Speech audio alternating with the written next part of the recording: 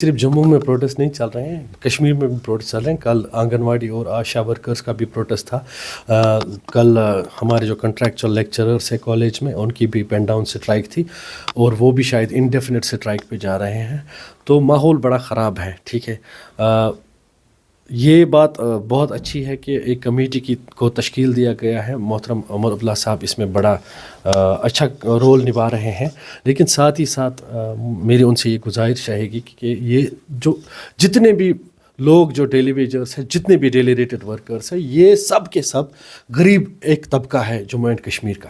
ٹھیک ہے، تو میں چاہتا ہوں کہ ایک بڑا دن آنے والا ہے، ہماری عید آنے والی ہے. تو عید پہ میری محترم عمر عبداللہ صاحب سے یہی ریکویسٹ رہے گی، کم سے کم جو ان کو یہ اجرت ملتی ہے اس کو واگزار کیا جائے، کیونکہ as per information received from various departments they are legitimate جو ان کی پینڈنگ ویجز ہیں وہ پینڈنگ ہے کئی مہینوں سے.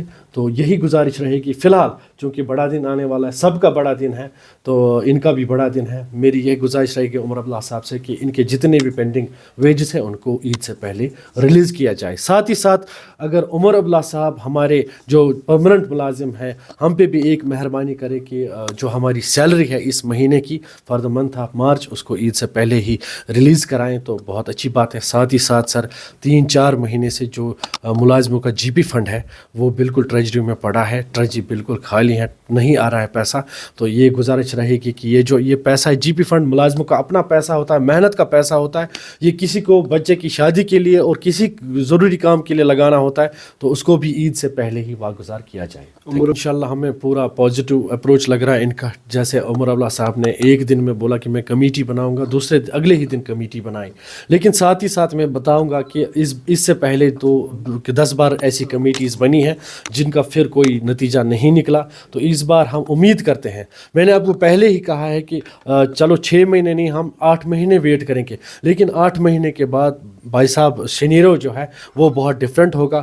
ہر ایک ملازم، چاہے عارضی ملازم ہے، پکا ملازم ہے، مجھے لگتا ہے وہ سڑکوں پہ ہوں گے، اور پھر وہ حکومت کو سنبھالنے کے لیے ان کو بڑی مشکل ہو جائے گی.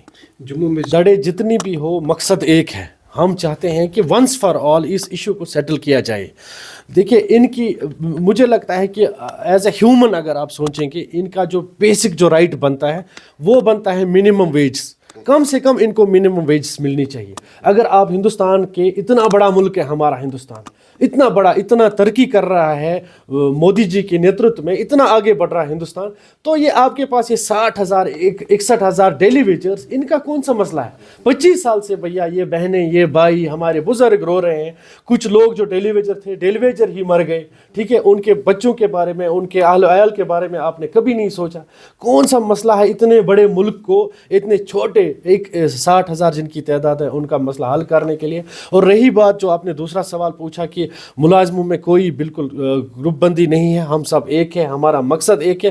اور میری ہر ایک لیڈر سے گزارش رہے گی کہ وہ اس وقت ایک ہی پلیٹ فارم پہ آئے اور خاص کر ان daily rated workers, daily wagers, جتنے بھی جس بھی محکمے میں کام کرتے ہیں، ان کے لیے بات کریں.